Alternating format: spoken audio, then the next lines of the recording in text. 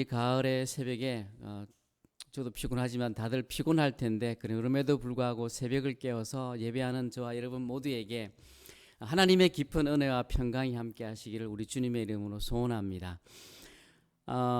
우리가 오늘 나눈 24장 역대하 24장 17절에서 27절의 말씀을 묵상하면서 제 안에서 계속해서 나오는 질문은 그냥 왜 그랬을까라는 왜라는 질문이었던 것 같습니다. 모두들 잘 알고 계시겠지만 우리가 지금 계속해서 묵상하고 있는 역대기는 유다가 멸망하고 난 다음에 바벨론 포로로 잡혀가서 그곳에서의 포로 생활을 마치고 고국 땅 유다로 돌아온 유대인들이 그들의 후손을 위해서 이스라엘 공동체가 하나님의 백성이라는 정체성을 다시금 되새기고 또 하나님의 언약 안에서 하나님과의 관계를 다시 회복함을 이끌어주기 위해서 기록된 책이 바로 이 역대기서입니다. 그래서 열왕기서와는 다르게 다윗 왕과 솔로몬 왕을 주로 이제 다루고 있고 특별히 남유다 왕들의 활동들을 기록하고 있는 동시에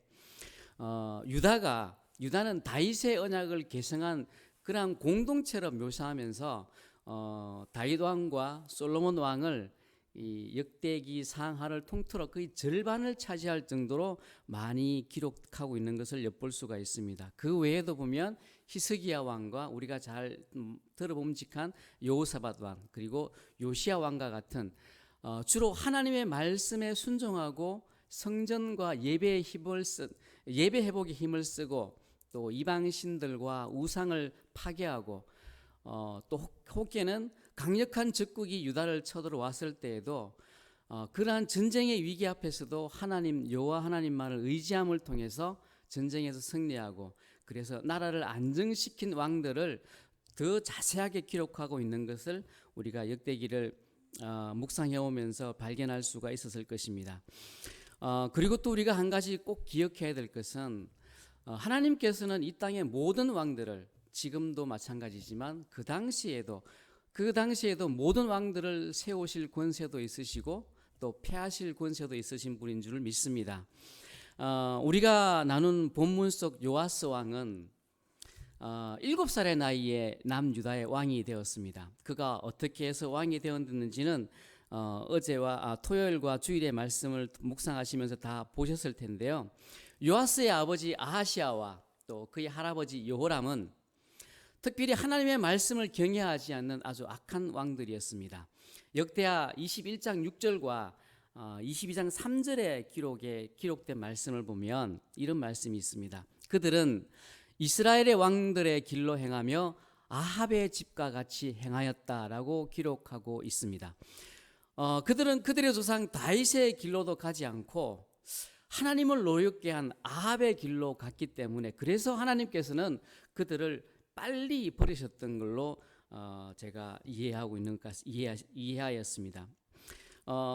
그의 할아버지와 아버지 그런 제약의 역사 속에서 요람의 손자 아하시아의 아들 이 요아스조차도 자신을 왕으로 세우게 한 믿음의 스승 제사장 여호야다의 길로도 따르지 못하고 또 더 나아가 그의 조상 다윗과 솔로몬의 길로도 가지 못하고 아합의 길을 걸은 그의 아버지와 할아버지처럼 하나님을 온전히 섬기지 못하고 악한 길로 가게 되는 어쩌면 참 어처구니 없는 상황을 바라보면서 정말 제 속에서는 왜 그가 그렇게 했을까라는 생각들이 저를 계속해서 괴롭혔던 것 같습니다. 할머니 아달라의 통치를 물리치고 다윗의 혈통 이 요아스가 왕이 되는 데에는 하나님을 경외하고 하나님을 존중히 여겼던 제사장 여호야다와 같은 그런 신실한 믿음의 사람을 하나님께서 제사장으로 세워주셨기 때문입니다. 또 성경은 이 요아스에 대해서 정확하게 이렇게 고백하고 있어요. 우리 어제의 말씀인 걸로 기억하고 있는데요. 역대하 24장 2절에 보면 요아스 왕에게 대해서 이렇게 정확하게 기록하고 있습니다. 제사장 여호야다가 세상에 사는 모든 날에 요아스가 여호와 보시기에 정직하게 행하였으며라고 기록하고 있습니다. 자신을 왕위에 세워준 여호야다를 신뢰하였던 것인지 아니면 이 사람을 두려워했던 것인지 성경에 정확하게 기록되어 있지 않아서 저도 잘 모르겠습니다만은 제사장 여호야다가 살아있는 날 동안만 여호와 보시기에 정직하게 행하였다라고 기록하고 있는 것을 보면 아마도 이 요아스 왕은 처음부터 처음부터 하나님을 경외하고 또 존중히 여기는 그런 하나님을 의지하는 마음은 처음부터 없었던 사람인 것 같습니다. 오늘 우리가 읽은 본문 17절과 18절의 말씀을 같이 다시 한번 읽겠습니다. 시작. 여호야다가 죽은 후에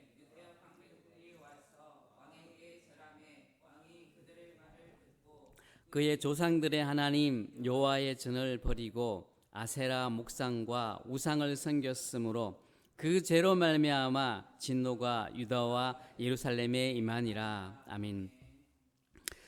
하나님을 신뢰하는 신실한 그 여호야다라고 하는 믿음의 울타리가 무너지자 왕 앞에는 자신의 이익만을 쫓는 그리고 그런 아첨꾼들과 그리고 우상 숭배자들이 모여들기 시작했습니다. 방금 우리가 읽은 그대로입니다. 그런 사람들, 아첨꾼들과 우상 숭배자들이 왕에게 와서 절하고 왕은 또 그들의 말을 듣고 나서 바로 그의 조상들의 하나님 여호와를 버렸다라고 오늘 이렇게 기록하고 있습니다. 그렇지만 하나님께서는 그런 요아스를 바로 버리지 않고 기회도 주셨습니다. 19절의 말씀처럼 선지자들을 보내서 다시 여호와께로 돌아오라고 권면하였지만 그는 듣지 않았습니다. 그것도 못 알아서 그의 믿음의 스승이었던 여호야다의 아들 스가랴를 하나님께서 감동시켜서 요아스에게 다시 보내서 다시 하나님께로 돌아오라고 하였지만 요아스는 그 스가랴의 아버지 여호야다의 은혜를 기억하지도 못하고 스가랴를 돌로 쳐 죽이기까지 합니다. 아마 이런 일들로 인해서 유다와 요아스 왕은 하나님의 진노를 피할 수가 없게 된 것인데요. 우리 24절을 다시 한번 같이 읽을게요. 시작.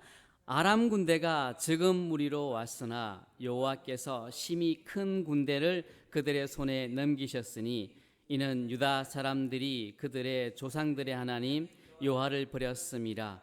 이와 같이 아람 사람들이 요아스를 징벌하였더라. 아멘. 23절과 24절의 말씀을 같이 읽어보면 비록 유다를 침략한 아람 군대는 아주 적은 군대라고 기록하고 있습니다. 수적으로는 유다가 훨씬 더 많은 군대를 거느리고 있었기 때문에 적은 군대라 하면 분명히 유다가 이길 수 있는 그런 전쟁이었지만 그런 싸움이었지만 그런 수였지만 하나님께서는 그 적은 수의 아람 군대에게 온 유다를 넘기셨다라고 기록하고 있습니다. 그렇게 됨으로써 요아스 자신도 죽게 되지만 죽지 말아야 될 그런 방백들 또한 죽어야만 했던 것입니다. 오늘 제가 이 말씀을 준비하면서 물론 준비하는 기간도 짧았지만 정말 궁금한 것이 있었습니다. 이 요아스가 왜 올바른 선택을 하지 못하였을까? 자신의 옆에서 하나님의 신실한 사람이 여호야다가 오래도록 자신에게 하나님을 가르쳐 주었는데 왜 그는 한순간에 간신들에게 자신의 마음을 빼앗기야만 했을까? 그리고 자신의 잘못을 지적하고 하나님의 심판을 경고한 선지자들과 또 자신의 스승의 아들 스가랴를 왜 꼭 죽여야만 했을까? 그러면서 다시 생각하게 된 것은 죄의 자리에서 하나님께로 다시 돌이키는 것이 그토록 요아스에게는 어려운 일이었을까? 분명히 요아스가 왕이 되어 살면서 7살의 나이에 왕이 되어 살면서 분명 자신의 조상 다윗 왕에 대해서도 또 솔로몬 왕에 대해서도 들었을 것이고 이 여호야다를 통해서 자신이 어떤 왕이 되어야 할 것인지에 대해서도 들었을 것인데 왜 그는 그렇게 되지 못했을까? 이런 질문들이 제 속에서 계속 꼬리에 꼬리를 물었던 것 같습니다. 그러면서 나 자신을 다시 한번 되돌아보는 시간을 가지면서 그렇다면 과연 지금 나는 어떤 믿음의 삶을 살고 있는가 곰곰이 생각하면서 나의 믿음의 상태를 조목조목 점검해 보는 시간이기도 하였던 것 같습니다. 성도 여러분, 계속해서 우리가 묵상하는 하나님 말씀은 그 말씀들을 매일매일 묵상하고 있을 텐데요. 이 말씀들이 과연 여러분들에게는 어떤 말씀입니까? 아주 불편한 말씀입니까? 아니면 우리에게 평안을 주는 말씀입니까? 물론 저에게도 이 말씀을 묵상하면서 평안할 때도 있지만 무척 불편할 때도 있습니다. 소망하기는 오늘 예배하는 저와 여러분들 모두에게는 우리가 매일매일 묵상하는 이 하나님의 말씀들이 불편하기보다는 평안한 말씀이 되어지기를 주의 이름으로 소원합니다.